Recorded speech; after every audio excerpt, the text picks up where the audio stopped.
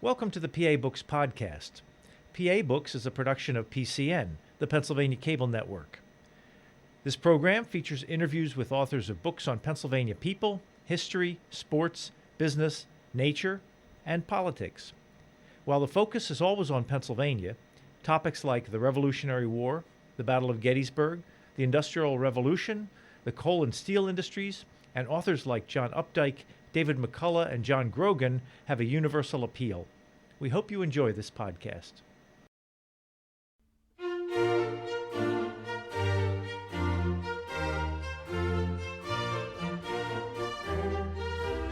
This week on PA Books, JoAnne O'Connell, author of The Life and Songs of Stephen Foster.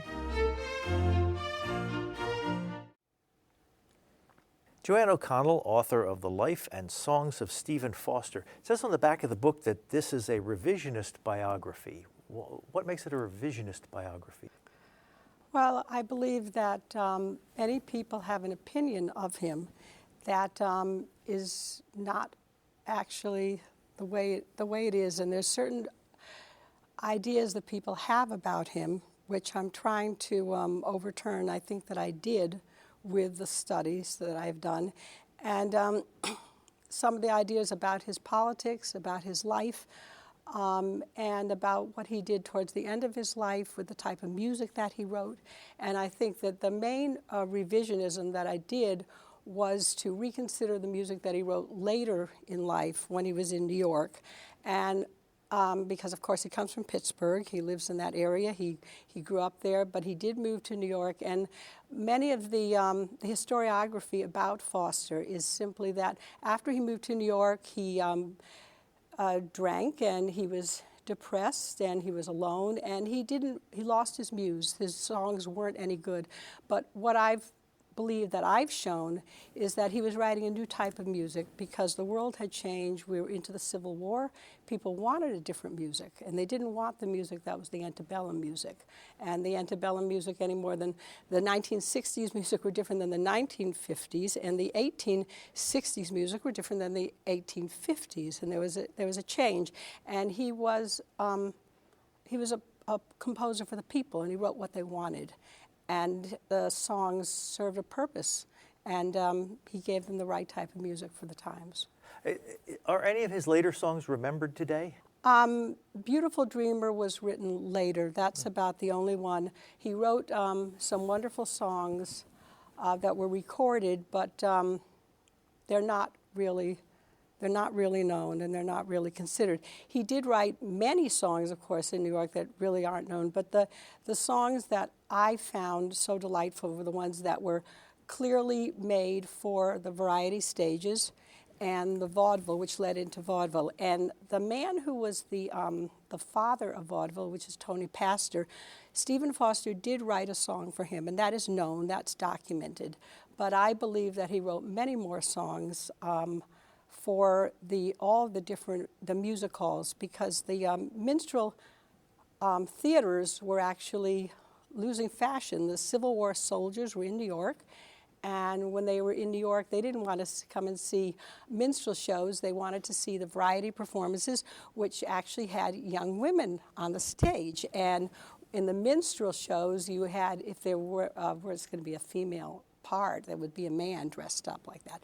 So the women in the variety, the concert saloons and the music halls, they wore some revealing clothing. The soldiers were going to stand in line, and they were going to come there, and they were going to buy drinks, and they were going to enjoy it. And it was a new type of music. It was an upbeat music.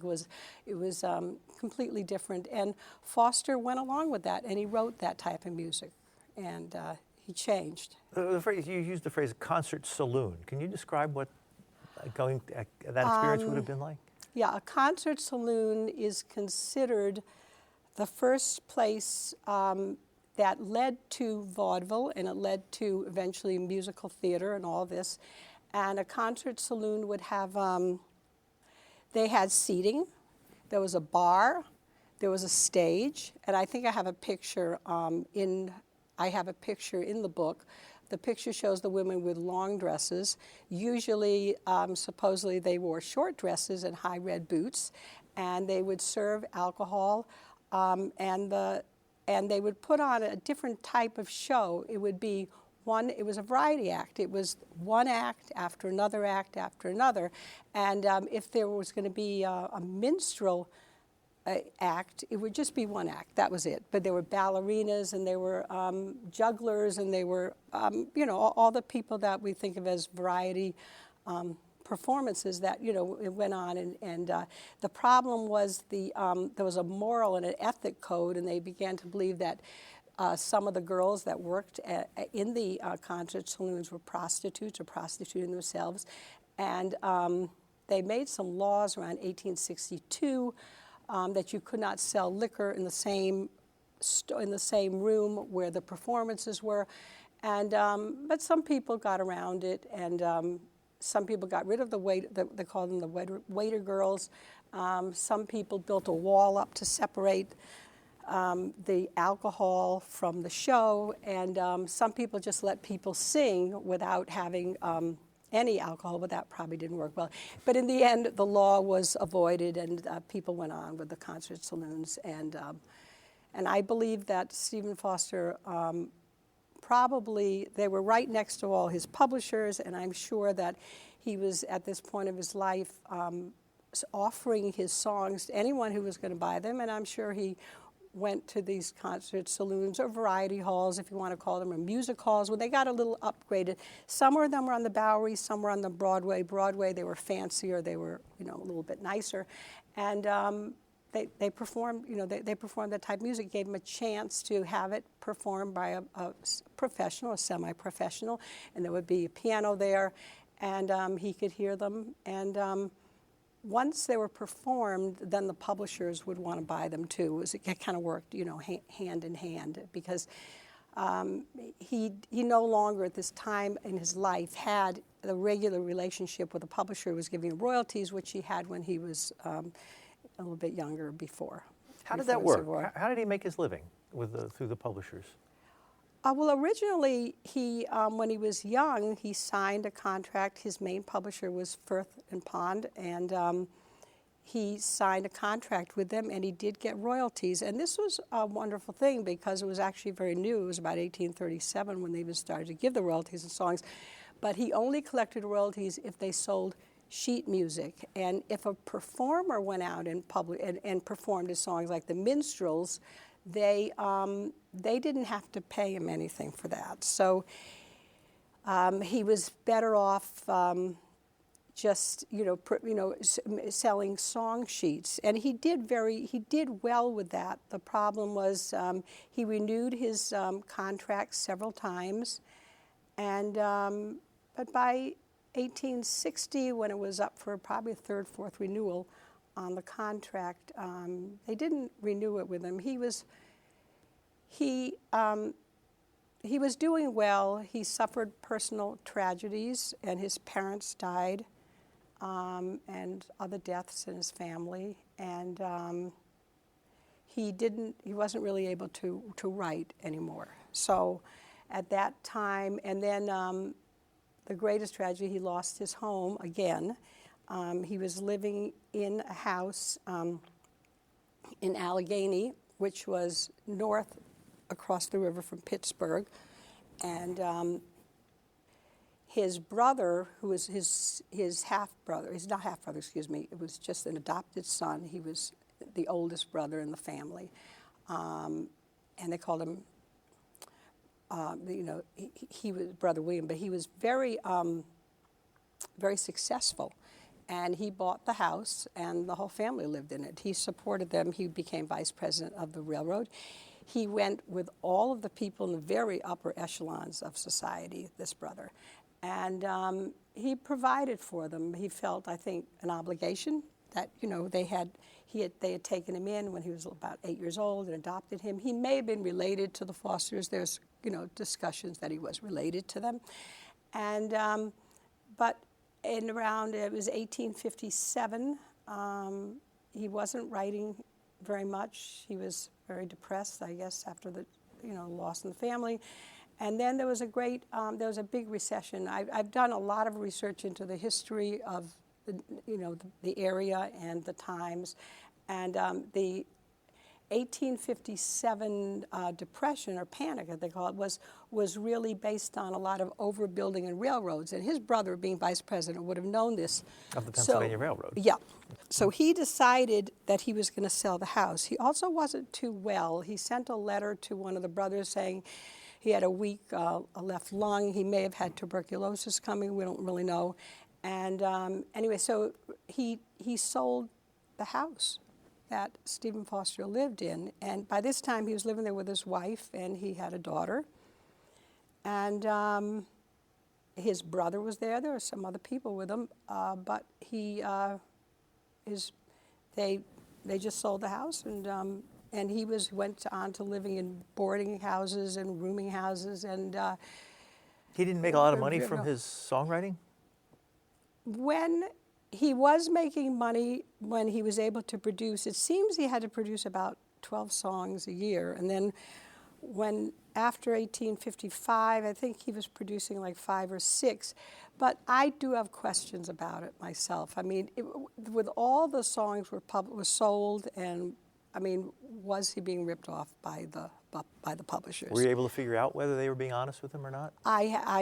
I don't really know. I mean, I don't know. All they said was he took advances when he couldn't produce. He was borrowing money from relatives. He would ask the publishers for an advance on this and that, and a new song coming out, and a lot of things were happening. I think that the songs that he had originally written were losing popularity. He had to go on and to write a different type of song. By the time he was writing these show tunes, was he just another songwriter? I mean, he had been a pretty big star earlier. Did his star kind of fade, or was he still a big Stephen Foster song when it would come out?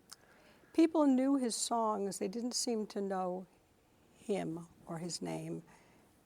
They seemed to know his songs. They also knew the name of the sheet music was published with the name of the performer on the cover, and his name was there as composer, but the performer seemed to be making a lot more money. Oh, did the performer get paid? Like you mentioned, Christie, one of the the performer made his money as a performer from selling tickets, and that's when he made his money. And he didn't really pay Stephen anything other than maybe $10 or $15, and he'd say he was going to use the song. But Stephen Foster, by performing it, he made it famous to have a star out there performing it. So then the publisher would sell more sheet music, and then he would get more.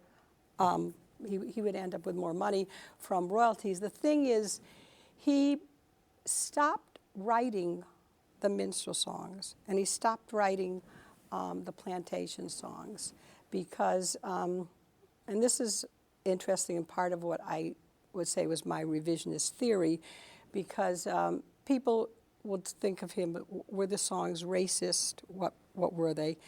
And naturally, certain of the songs use certain words that we consider racist. The whole society was racist. There's no doubt about it.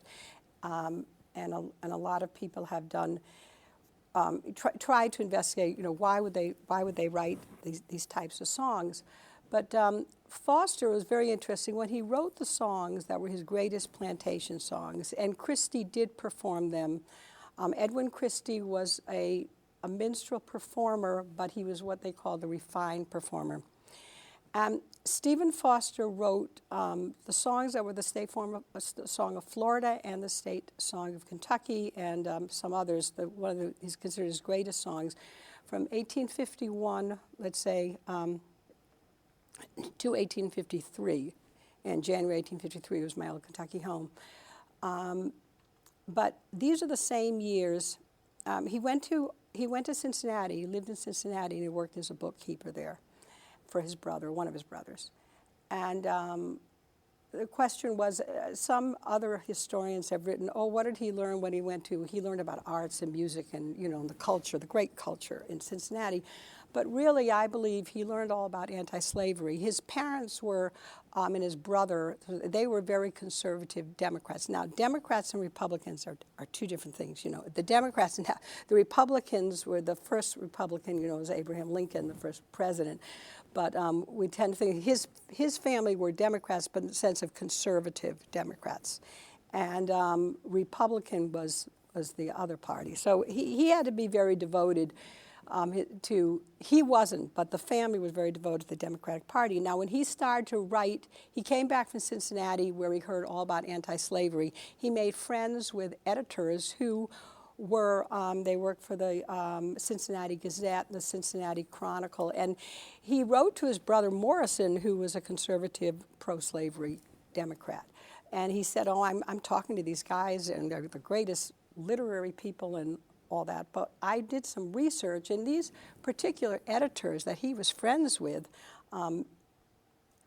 Mansfield was one of them, and skip my mind right now, the other one. But these people were Republicans. They later joined the Republican Party, and they were all for Abraham Lincoln, and some of them worked with Lincoln later on, and all the newspapers that Stephen Foster was reading, really, those papers were all anti-slavery papers in Cincinnati, and his brother didn't know this, so I think he was influenced by anti-slavery when he was there. Well, you're right in here. There's a time when there's a change in Foster's moral compass. It's apparent for the first time with Nellie Was a Lady. And this song, Foster made a true departure from his insensitive characterization of blacks in his earlier minstrel songs to compositions that carried messages of sympathy. Right. So he did minstrel songs that portrayed blacks in a favorable light? His first songs, he was very young. He was living in Allegheny. He was a teenager. They used to sit in the parlor, and the women and the men, and the women would sing, and the men, you know, and they'd play the piano and everything. And the first songs he wrote, Oh, Susanna, I mean, there's certain words in there, there's certain expressions, there's discussions of African Americans that we find very offensive. And this was popular. This was what he was writing. Then he went to Cincinnati, and he saw free blacks there. They were working. They weren't slaves. He listened to people talking. It was, the slave state was right across the river. He was hearing about this. He could never talk about this at his home. And he wrote, the first one that was different was he did write Nellie Was a Lady. And Nellie Was a Lady, I call these songs, I call them sentimental minstrelsy. Now that's my terminology for it. There's minstrel songs which are faster, they're more raucous, they were cruder, they were funny, whatever. If you want to say funny, they were negative. Whatever. And then you have the parlor songs that he wrote. And those were the songs for the piano girls, for the young women to play. And they were higher quality as far as musically, and you need a higher skill level to perform them and all this. And what he did was, he was a very conflicted man. He was drawn to the minstrel tradition. It was very popular. All the young people were, listening to this kind of music. That was for the young people. And yet his family, he wanted to be respectable, so he wrote the parlor songs, which was very refined, sentimental music. Well, he combined the two, the parlor songs and the minstrel songs, and he made what are called, the words are so interchangeable, they're plantation songs. But I preferred to call them sentimental minstrelsy because they're still the minstrel in the sense that they're about, the background, they're talking about cotton. They might use dialect, African American dialect in them. The South is the background for them. But one thing he did, he started to write these in Cincinnati. And like with Nellie Was a Lady, he said that there was a great, strong, at the time, a feeling about music that moved the heart. This was so, so important. If you could bring a tear to the eye, this uplifted you morally, this showed you were a better person, and people really believed you could do something that way. So when Nellie Was a Lady, he has a story of a black man who's grieving for his wife. She has died. And bereavement was a big thing. Everybody, so many illnesses, deaths, whatever. So he says, Nellie was a lady last night. She died, told the baleful lovely Nell, my dark Virginia bride. First of all, slaves couldn't marry in those days. And yet he talks about a bride, and there's an honor. And people listening to he's a decent man. He's taking care of, he's grieving for his wife. And people watching this being performed on the stage will have sympathy for this man. They won't laugh at him. They won't scorn him. They will show that he is a man. He has feeling, just like everyone else. And if you have feeling, then you're human, which a lot of the people looking for racial differences, will try to say, well, this group of people don't really have the feeling. These people are not as human. There was a lot of, it was called scientific racism. It was horrible. It was going on in the 1840s. There were people in Europe. There were people in America. They were giving lectures. They came to Pittsburgh and gave lectures. They went to South Carolina. And they said that the races were different. They had studied, one man studied the skulls of different races. He said, there's the white people, the Anglos on here, and then the Africans down here, and then the Chinese here, Asian here, and all this. And they were considered, these were educated people giving these lectures, and there were people listening. Well, then when Stephen Foster wrote a song that portrayed African Americans in a sympathetic light, how was that received by the audience? Well, what happened was when he was in Cincinnati, and it was Harriet Beecher Stowe lived in Cincinnati the exact same time Stephen Foster did, and she left. She lived there many years before, but she left the same year he left, and she moved up north. And there was a man named Alexander Kinmont who came up with something called a theory of race. They were all trying to discuss race theories, romantic racialism. And Harriet Beecher Stowe was very affected by this. And what they said was, yes, the races are different, somewhat, but the African race really has more virtue. They have some of the qualities of Christians have, and they have obedience, which these are not something that the maybe the a white person was going to admire necessarily, but he said we should have sympathy for these people. These people are better in their soul than an average white person. And they should not. Should we hurt these people? I mean, Emerson even spoke about it up in Concord in Massachusetts. They were talking about this. So romantic racialism was a theory of race, but it actually said the qualities African Americans have are actually in some ways more Christian and superior to the qualities that a white person might have, who is ambitious and aggressive and pushing people down. And so I think that during that time period, and what's interesting is Stephen Foster wrote his songs the exact same time, his great plantation songs, the sentimental minstrelsy, the My Old Kentucky Home, and Old Folks at Home, and Oh Boys Carry Me Long. He wrote all these songs the same year Harriet Beecher Stowe wrote Uncle Tom's Cabin. And after he wrote Nellie was a Lady, when he was in Cincinnati, he met his wife, Jane McDowell. She was a Pittsburgh girl. She went to Cincinnati so that probably to get a husband, but she traveled and he was courting her there. And then when she went back to Pittsburgh before he did. Her father died. Her father was a doctor there, physician, and she went back home. There was like 5 sisters, and he followed her back around.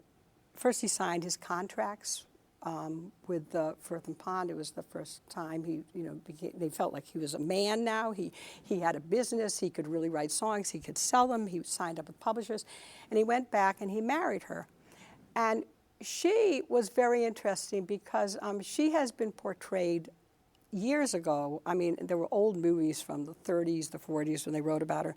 First of all, they said she was a Southerner, and she wasn't. She was a Pittsburgh girl.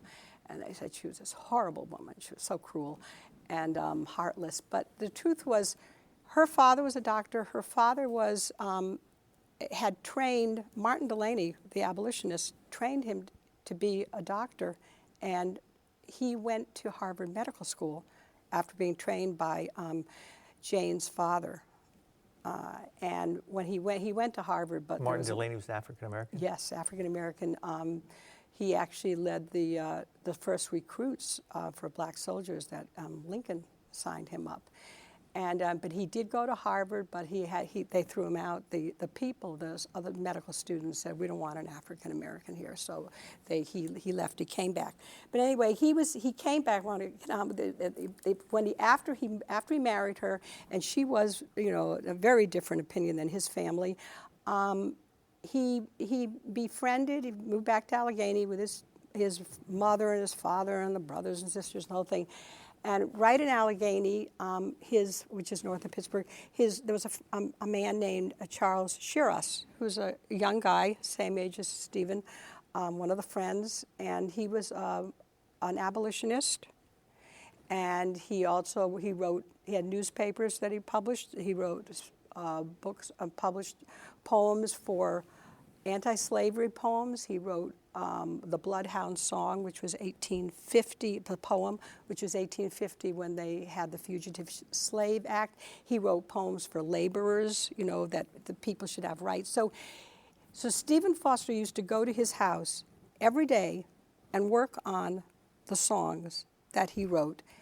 And the songs are, if you read through them, the songs that, of course, people say, well, they're racist because of certain words that he used, but they clearly had an anti-slavery message, and that's the revisionist view that you would like to portray because Stephen Foster's brother Morrison, who was he was a Northerner, but he was what they called a Copperhead and Southern sympathizer. Yeah.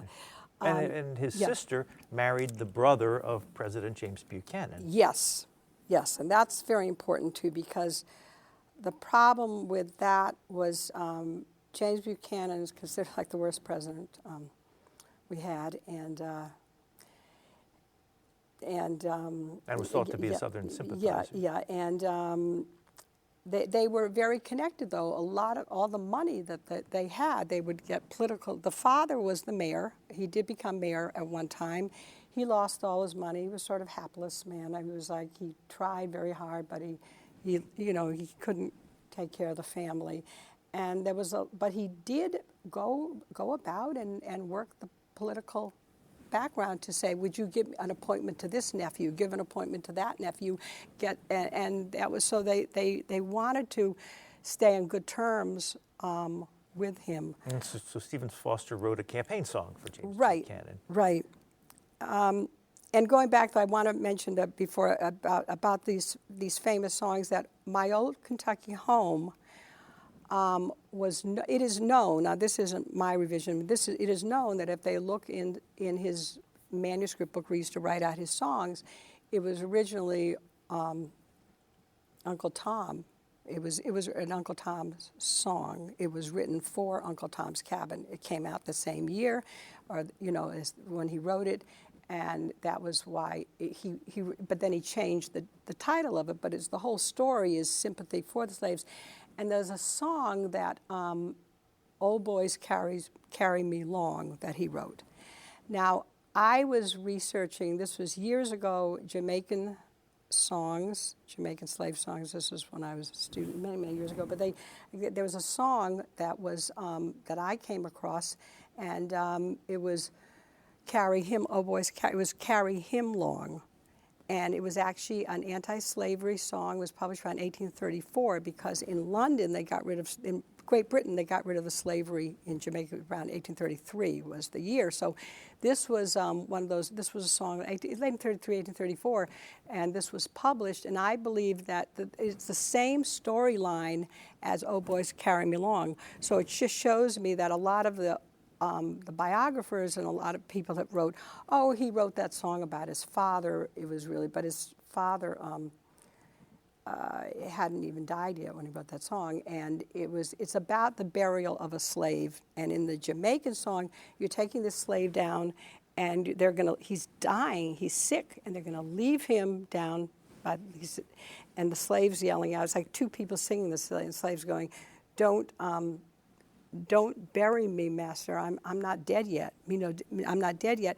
And Stephen Foster, I think he borrowed from that song, and he changed it. But he said, there's a lot more ages. He said, "Carry me, carry me along, carry me till I die." And at least he's still saying basically the same thing, but just wait till I die, don't bury me. So, but these are examples that I see that he was very clearly anti-slavery at this time in his life, and he's working with this Charles Shiras. And I think that that's been forgotten, and no one's really, talked about it that much. So, Well, for people who are not entirely clear on Stephen Foster, we were talking beforehand, Mm-hmm. you said that most people think he was a Southerner. Mm-hmm. He was a Pittsburgher. Mm-hmm. Can you tell a little bit about his background? Yeah, his father was, they're Scots-Irish. They came over around 1725. The family did, the Fosters, and they went up through Philadelphia, and then they kept going, west. And he was actually, they went down to Virginia. I think the father was born in Virginia. Then he moved up. He went up. Then he was, I think he was in Washington, PA, and then he went on north to Pittsburgh. He was around 20. And the mother, and they were, the mother's family, the Claylands, she came over from England. She was Episcopalian, her family, and they came over earlier, around 1680 or something like this. But her family actually settled in Philadelphia. It was Philadelphia and in eastern shore of Maryland, and they did have slave owners in her family. And she was, Liza was always, the wealthy slave owners in my family, but without giving it a moral question, I think. But she was, very conscious of being refined and what she thought was, well-to-do and all this. You mentioned that Stephen Foster's father raised money or provided supplies for Andrew Jackson at the Battle of New Orleans in the War of 1812. He did. He was wealthy at the time. He came to. First of all, he lived in Pittsburgh, and he was in partnership with I think it was the first mayor here, and then. His job was going down. He used to go down the river, and they used to sell things like whiskey and furs, and he went all the way down to New Orleans. And then they went around Florida, and then they went back up. They exchanged at New Orleans for like slave-produced products, which they would get, and then they'd bring those up, and then he would get them up and towards the Philadelphia on the ship, and then sometime he walked back. I mean, there were different things. I mean, how he got back, it was very difficult. He had armed men going, and he would take things. Some of the men would, they had their carriages, I guess, and they would go back and carry goods back. So, yeah, he was, one of like an early settler. And she was she came, I think they were all educated, though. His father started, the Jefferson College in Canonsburg. And the family was, there were ministers in the family, and they were presidents of colleges. I mean, they were all educated people. But Foster's. Oh yeah, you asked about Andrew Jackson. Sorry, yeah. Well, that's okay. I just want to ask about the family. Yeah. Since you're talking about the family being educated, what did the family think of Stephen Foster? Did they think, well, we have this celebrity in the family, or did they think, well, here's a guy who can't get a real job? Oh, I think his songs were known. No, they knew he didn't make money. They were very, very worried. The whole family worried about him. He didn't go into business like the others. The father sent him to several schools, and they turned first of all, the father really had he did use his own money to supply a ship that went down to help Andrew Jackson. And then he was the commissary. He asked other people, the manufacturers in Pittsburgh, to donate the goods, and they said, no, I want your personal signature, and he gave it. And then for years he went back, and he tried to get his money back, but he couldn't. The thing is, he was really, wasn't only whether you say was a bad businessman or was he too generous, or there was so many in this time in history, there was no safety nets, and there were so many recessions, and it was like a real roller coaster, you know. So after the war, the 1812 war, the economy around 1819, it flattened out. It was a very, very bad time, and everything was. Stephen Foster's father used to like to invest in land. He was buying and selling land, and he was, flipping houses, as we would say nowadays. And then the economy went, and he couldn't do anything. And so Stephen Foster did not grow up wealthy? No, the thing was, the great tragedy, I guess, of his life was, it was really when he was born. The father bought a farm with 121 acres. He settled it. It's a little bit east of Pittsburgh, and it's Lawrenceville. And he named it after Captain James Lawrence, who was the sea captain who went down with a ship or something. So he named it. He settled a whole town is what he did. And he had 10, Eliza gave birth to 10 children. I mean, he was an up-and-coming man. And then, I don't know, the economy, whatever, hit him, and they lost the house. The house was foreclosed. Does it still stand? No. Oh, yes, the original house does, yes. It does. This house does. It doesn't look like it used to look. It was bought by a grocer when it was in foreclosure, and the grocer had it. And then later it was bought by, I think it was someone from one of the big industrialists, but they totally changed it. And it looks more like an 1880s, 1870s house. It doesn't have the same look. They covered it up in brick, and it's different. And I did go and see the house, and they've turned it into an apartment building.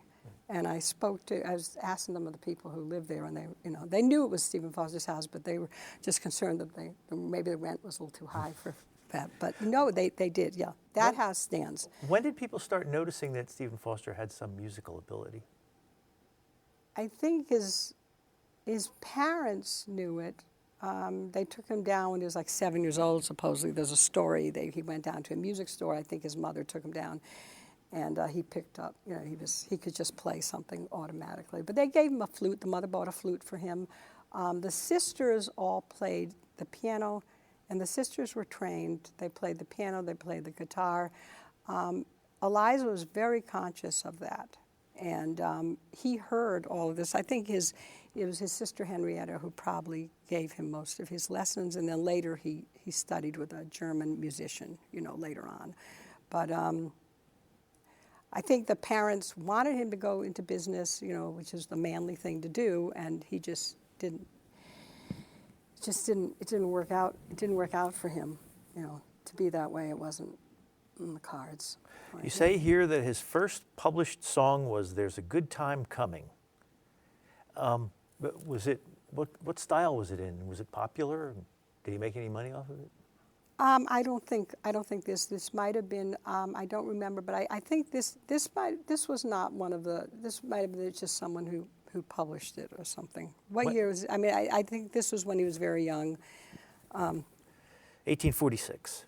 Oh, this was the one with Peters. Yeah. Is this Peters? Oh, okay. Yeah. All right.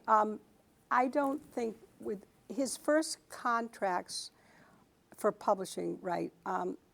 With Peters, W.C. Peters. W.C. Peters actually gave music lessons to the Foster children years before, and then he went on. He opened all these businesses in Cincinnati and in Kentucky. He opened music businesses, but no, he didn't make any money on those songs. When did he start to really make money at it? He never really made money. I mean, he never really made money.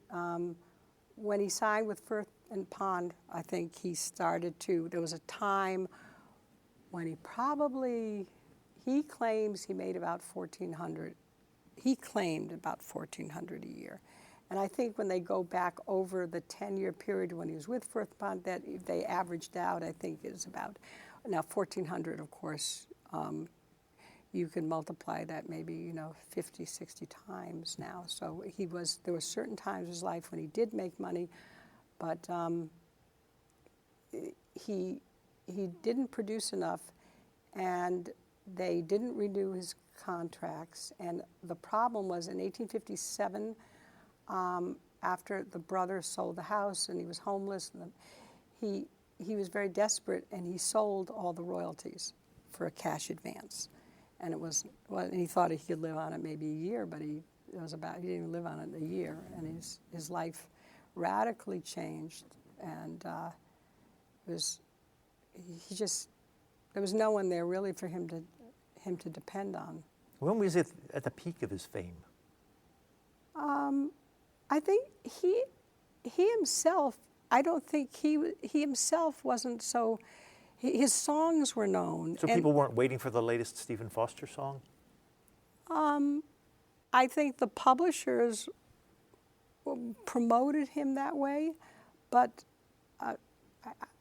it seems that people didn't recognize him, they didn't really know him, and there was a very sad thing when someone from Cincinnati, I think one of the editors, wrote to him and sent a little newspaper clipping or something they had written up about him, and they said that his songs were being sung all over the world. And Stephen Foster wrote to him and said, well, thank you, I'll send this on to my publishers, and they'll like to have it. And a man just doesn't, as long as, it wouldn't mean anything to me except that I now have something I can show my wife.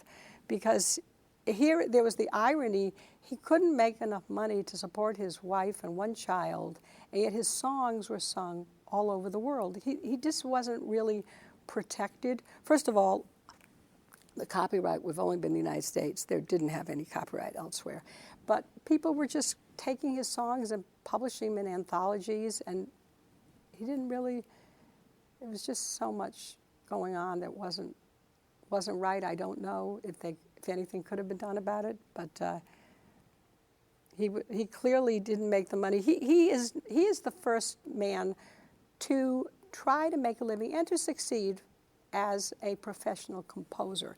Most people made their money as a performer. They'd go out and sell tickets or something like that. But to actually, or a performer or a stage person or something, or a publisher. The publisher made money. But to actually compose the songs and to make his living solely that way, he was the first one who did that. And he did succeed for a while. He never did any performing?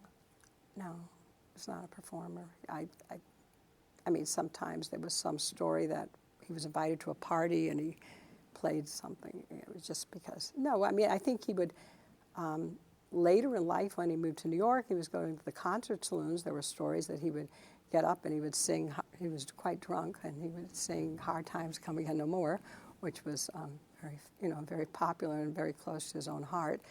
And when he went to New York, his wife went with him at first, but he eventually, she left. She couldn't. She just couldn't live there anymore, with him. He also, one thing I wrote about, which I think was interesting, was that there were different types of music besides. He gave up the minstrel music. He actually stopped writing the plantation songs that were so popular that you say where he was making money on. In 1853, that was the last one that he wrote. He didn't ever go back to them thinking, I got to make a buck here. He went back when he moved to New York. He wrote the Glendy Burke, I think, but it was more like a going away, and that's written in dialect. Then he wrote the Shanghai Chicken, which I think was a political song, really. And then he wrote Old Black Joe, but he wrote. They weren't the same. First of all, they were written, even Old Black Joe, it's not written in dialect anymore. He doesn't use any offensive words that the old songs used. They're really just songs that I think the publisher said, we've got to sell something. Can you write something, for the old style? And I don't think he wanted to, but he did it. I don't even think people didn't really want those songs anymore anyway. It was very hard to sell anything when the Civil War first started. And then he started to, he started to write Civil War songs, and I think these were wonderful songs. He wrote Was My Brother in the Battle, and these were beautiful songs. And he started to write songs that he dedicated to Abraham Lincoln. And in the meantime, his brother Morrison, that he was so close to, when they were growing up, they were closer in age, his brother Morrison got married and left Pittsburgh.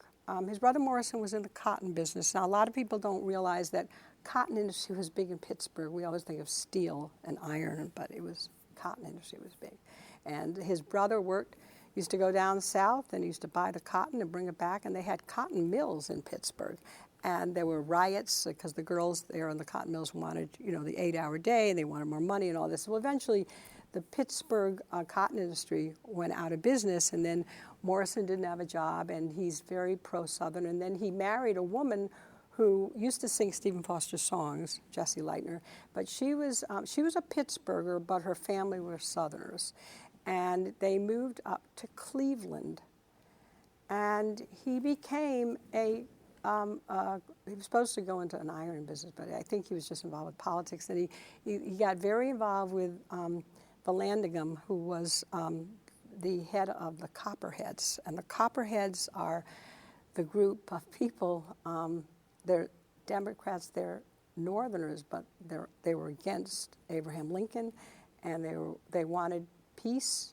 Some people call them, that they wanted peace, but they really wanted to. They would give in anything to the South, and anything. And they really, I think they were really quite dangerous, much more dangerous than a lot of historians credit them. You think Stephen Foster wrote the Abraham Lincoln songs, the songs he dedicated to Abraham Lincoln, the Civil War songs, to make money, or did he really believe in the cause? Did you get any sense for that? I definitely think he believed. I think that he did believe in the cause at this point. He had many opportunities. His brother wanted him to. His brother wanted him to move. They asked him to. He was living on the Bowery. It's a terrible situation, and they asked him to move to Cleveland, and there's no way he was not going to go and live with them.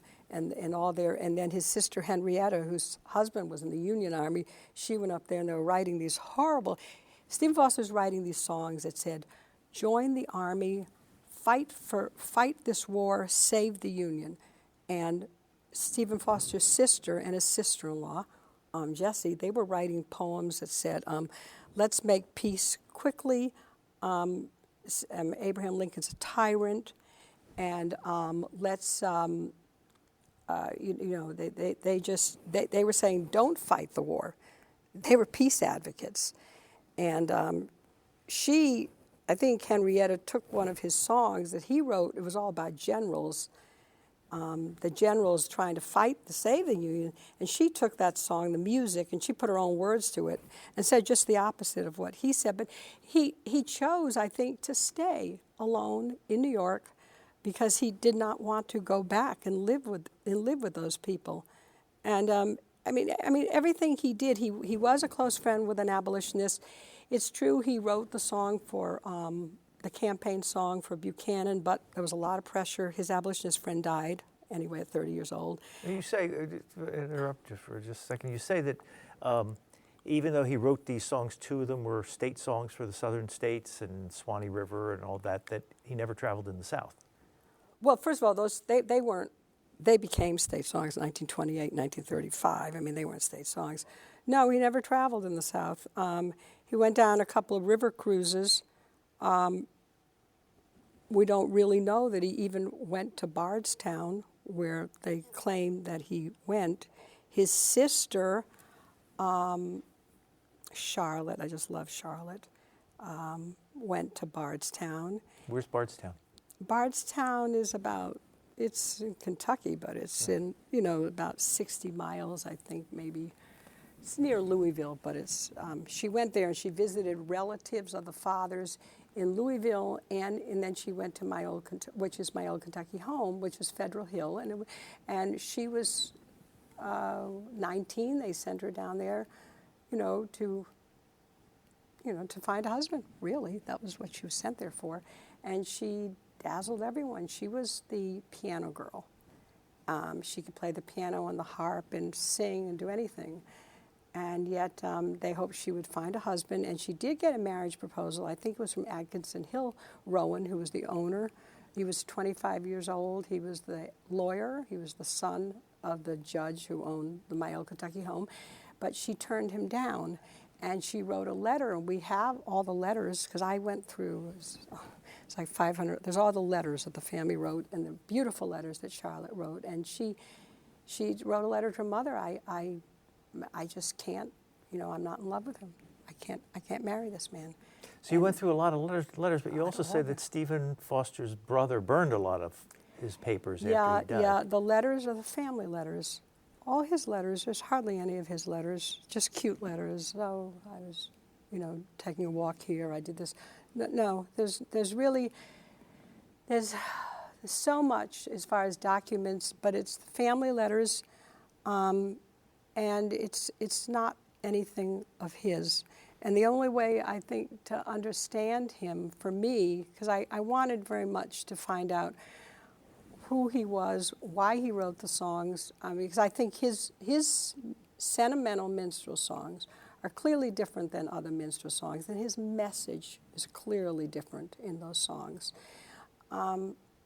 So I had to research the history of Pittsburgh, and history of the nation, and Cincinnati, and what was going on of the times. And then for New York, there was nothing. There's nothing about him, and there's really nothing even written about what his life was like in New York. And I researched, it was more theater history that I did, that he was, I think that, there's always a tendency to limit him and to say, oh, he wrote minstrel songs, that's it. He didn't. He wrote a very small percent of all his songs were in the minstrel tradition, and he changed when they became. Historians have said that from 1854 on, the minstrelsy changed, and it was not sympathetic to African Americans, because in 1854 was the Kansas-Nebraska Act, and there was fighting going on, and a lot of the people were very angry. Though, is the nation going to break up? Is there going to be a big war? What's going to happen? And they said, instead of blaming slavery, they said, we'll blame the slaves. So all the minstrel shows became very negative, and Stephen Foster did not. He stopped writing at that time. He didn't write any more songs, and like I said, he wrote some later in 1860, but they weren't really minstrel songs anymore. They were just songs. Did you gradually like him more and more as you did the research, or did you start off with knowing you wanted this revisionist opinion of him? Well, I always liked him. I found him, he started to feel like he was a brother. I mean, I have to say this. I know the family so well for so many years. He seems like a brother, and he's irritating. He can be, it becomes, it's upsetting sometimes. I feel that he was taken advantage of by everybody. He didn't have a backbone. He really was his greatest quality, I think, is compassion. He was very compassionate for everybody. And he wrote songs that were all for Americans. He wrote mourning songs. I use that term because the songs were, if a girl died, and then he wrote the song for the family. And Gentle Annie was a mourning song when a girl died, run over by a horse. And then he wrote the song, Thou Shalt Come No More, Gentle Annie, and he just, and then he wrote songs for the war, to get people to enlist, and then he wrote songs to make people laugh during the war when he wanted to. You say the genie with the light brown hair, the genie was his wife, Jane? Yes, and he lived in, I called the chapter, he lived in Hoboken, very briefly. He had gone to New York, and he worked on some music there, to put a compilation of music, and but it was not minstrel. It was just parlor music for amateurs to play in their home and everything. And then they didn't give him any royalties, but he felt, I think he was very proud. This book was produced, and then he went out and he rented this huge place in Hoboken, and I have a picture of it because I've seen it. I've been there, and his wife moves in, and but he wasn't he wasn't making any money. He's still, I mean, he couldn't really afford it. And a lot of stress. And he may have lived there about 10 months. So she may have gone back to Pittsburgh before. We don't really know. But eventually he just got up and left, and they went back to Pittsburgh. Does he have any living descendants? I believe he does. Now, I'm not sure who they are exactly. His granddaughter is Jessie Welsh Rose. She married a man named Rose. And there's pictures of her when she was, I think when they dedicated the museum down in Florida or something. She was there, like, because she lived to 1959, his granddaughter. She married and she had a couple of children, either 2 or 3, I'm not sure. And one's name was Stephen Collins Foster Rose. And he lived to 1995. And he died, he was in Connecticut. And another one, I remember that one's name. Also, I think she married Rose. She married, I guess it was, his name was Dallas. Dallas is a big name also, is Dallas Street in Pittsburgh and all. But she married into that family. But then there was another child, and that child is also buried in in Connecticut. And I think there might be one that's buried at Allegheny Cemetery. But so the children of those, Stephen Collins Foster Rose, I don't know where they are or if they are, but they might be in Connecticut. So it would be nice to find out, what happened to him. He died down and out in New York City? Yes, he died. He was found, he was living in a hotel room on the Bowery, and these places, there were times, though, he met different people who said, one time someone said he was actually living in 5 Points, which is the slum, and he was living in a cellar. There was rumors of this, we don't really know. He died, he was living, he didn't have any money, he was asking everybody, could he arrange a song for them? Could he do something to make a little money? How old was he when he died? 37. And he was found, they say it was an accident. We really don't know. I mean, most people say it was an accident. He was found in a pool of blood in his hotel. I think the lobby, not so much the room, not lobby, but the hallway. I think he pulled himself out. And he had a bang on his head, and he had a cut in his throat. And the story was they took him to Bellevue Hospital, and they called a doctor in who sewed up the cut in the throat. And this brought a lot of questions to my mind, hearing about that. And of course, there's some people who don't want to hear that, but that's how it was. And they took him there, and then he died. And he went to Bellevue about 3 days, and then he died. Well, unfortunately, we really just scratched the surface of the story of Stephen Foster, but we are out of time, and we've been speaking with JoAnne O'Connell. She's the author of this book, The Life and Songs of Stephen Foster. Thank you very much. Thank you.